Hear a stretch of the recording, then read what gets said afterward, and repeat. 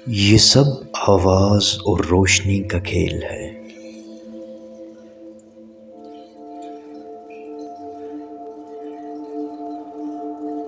سب کی آنکھیں اس اسکرین پر ہیں جہاں ہر کردار کسی ناٹک میں ہے۔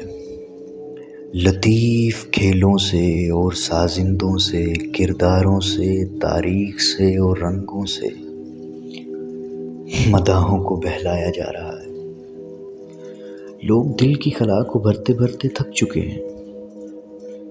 وہ آخری امید لیے اس طرف نکلے تھے جہاں کردار بھی اپنا آپ رنگوں کی آمیزش سے چھپا لیتے ہوں، جہاں کردار نہ ہو صرف کہانی ہو۔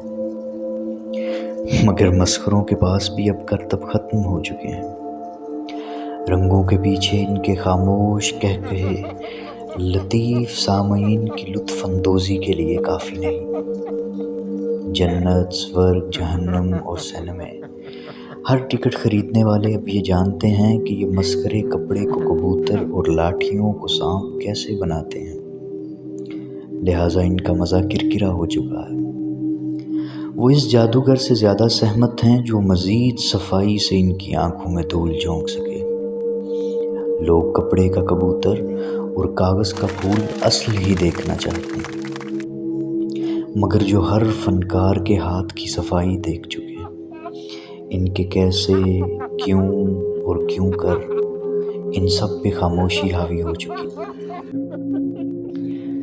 رنگوں کی بھرپور آمیزش بھی اب بند آنکھوں کا سکون نہیں دے پا رہی۔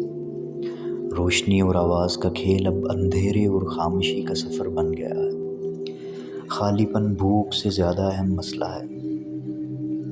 تم سوچو کہ کہاں ہو، اسٹیج پر، پردے کے پیچھے، یا مداحوں، یا ٹکٹ خریدنے کی لمبی قطار میں، یا بند آنکھوں سے اور بند کانوں سے روشنی اور آواز کے کھیل کو سمجھنے میں، یا سمجھ کر کھیلنے میں، یا پھر کہیں بھی نہیں۔